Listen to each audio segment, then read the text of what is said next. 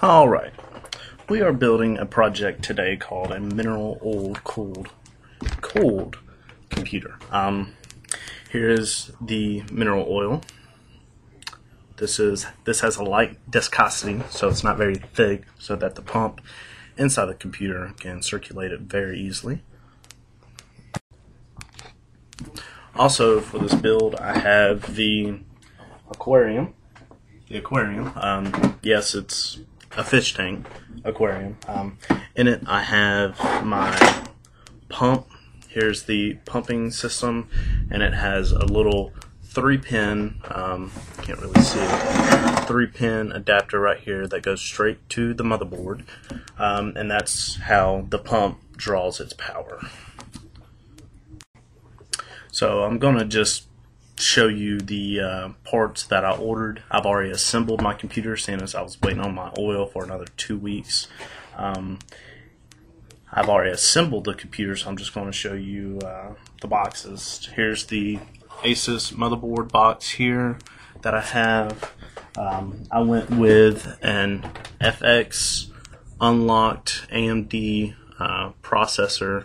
It's an 8-core with an 8 MB cache for the L2 and the L3. Very strong processor from what I've gathered so far. Also have 16 gigs of DDR3 RAM. This is by Corsair. So far, 16 gigs is overkill, to say the least, but hey. I also went with the HD Radeon 7770 series graphics card. It's the black edition. It's also unlocked and completely tunable to my desire. It has 1 gig of dedicated RAM to this. Very strong graphics card from what I've seen so far. Also went with a Xeon modular power supply. It's only an 850. This was more than enough than what I needed to do for this project here. Seeing as I'm only running 1 graphics card, I didn't see the need to go to 1,000 or further. Now that I've told you all the computer parts that I have, I figured I'd show you them somewhat assembled.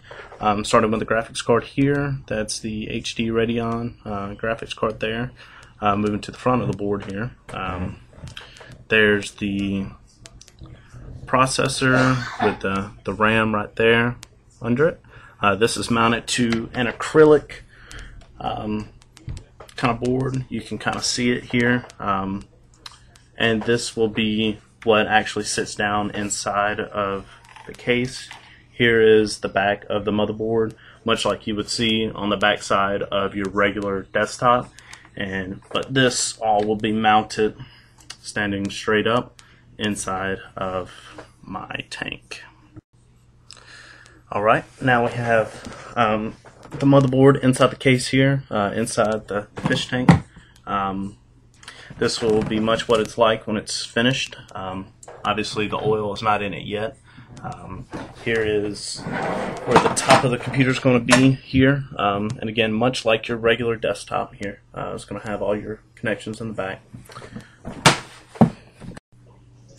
Okay, we are now finally set up. We're going to do a dry test just to make sure before we put the oil in that everything is connected, running properly.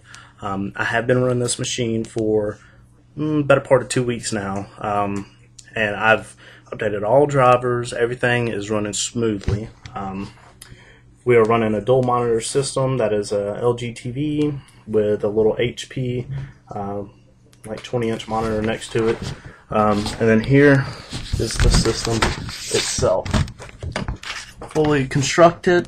It is inside the case.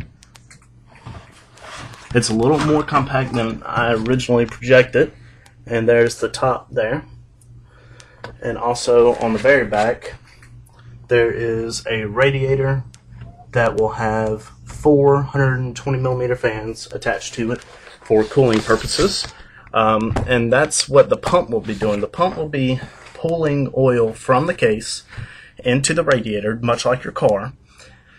The fans will be cooling off the radiator that has absorbed the heat from the oil, and then it will be pumped back into the case right next to the processor. Now you really can't see it through the video, but I have directed the return line straight at the processor, so this should maximize cooling across the board.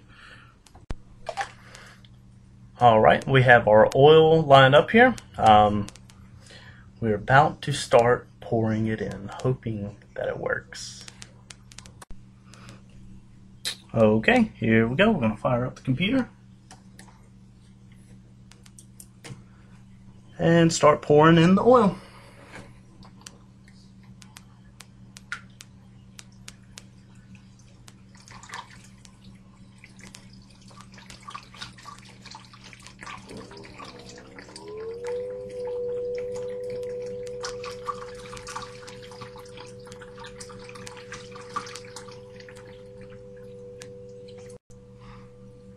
All right.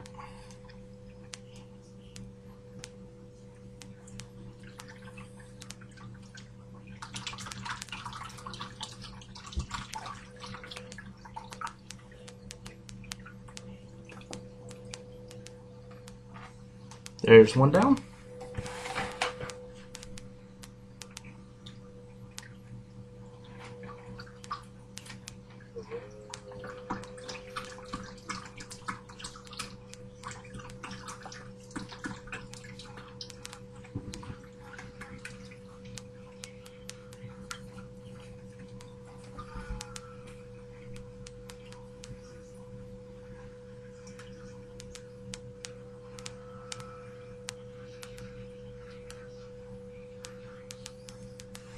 Two down? Heck, I don't think it's 10 gallons. I don't think it is either.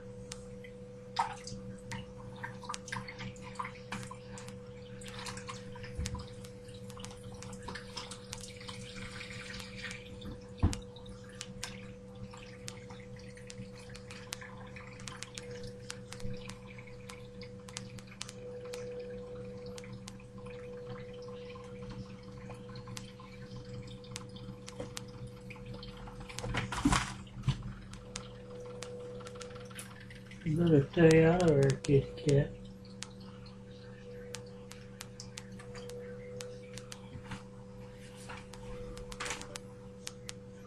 Let's see. So far we're looking alright. Our power supply fan really isn't spinning, but it's due to the load of the oil. I was kind of expecting this, but so far we're looking good. We have the processor more than halfway submerged, the board is more than halfway submerged, graphics cards more than halfway submerged, and as you could tell, both monitors are up and running, so no point not to continue.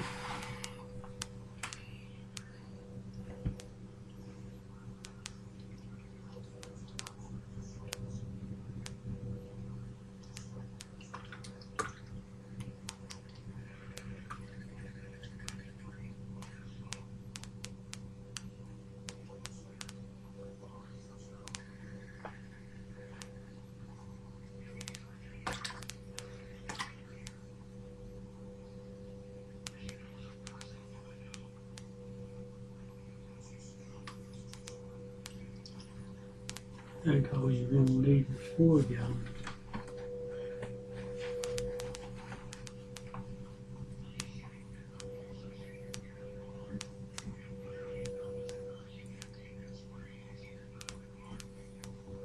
Yeah.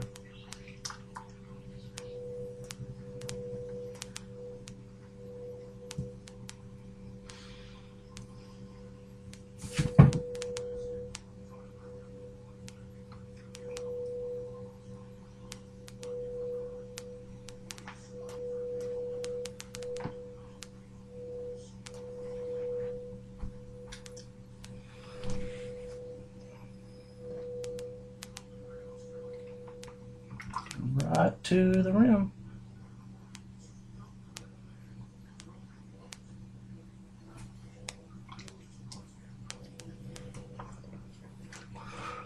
And that right there is all she wrote. Okay, so now what we're going to be doing is checking temperatures, checking fan speeds. With the oil being in there, like I said, I was expecting obviously there to be some load on the fans and have them slow to a crawl, which the power supply fan is doing that, unfortunately, although its fan speed isn't really high at all anyway. The CPU fan is moving pretty slow, as well as the video card fans. So what we're going to do, we're going to open up the AI, which is the artificial intelligence suite for the CPU. We're going to go and turn the fan speed to turbo and just see what we gain there as far as movement. Looking at inside the case, it seems that the fan is moving slightly faster.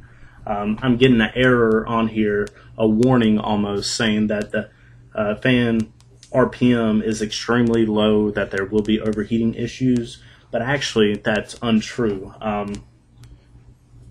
At idle, with no applications running, nothing, prior to the mineral oil cooling, the lowest my computer would go to is about 13 degrees Celsius. The lowest number I've seen so far is 10, but normally it sits at 11 degrees Celsius. So already it has made a 2 to 3 degree difference in just idle temperature, which is pretty significant, especially in Celsius. We are going to bring up the graphics controller now.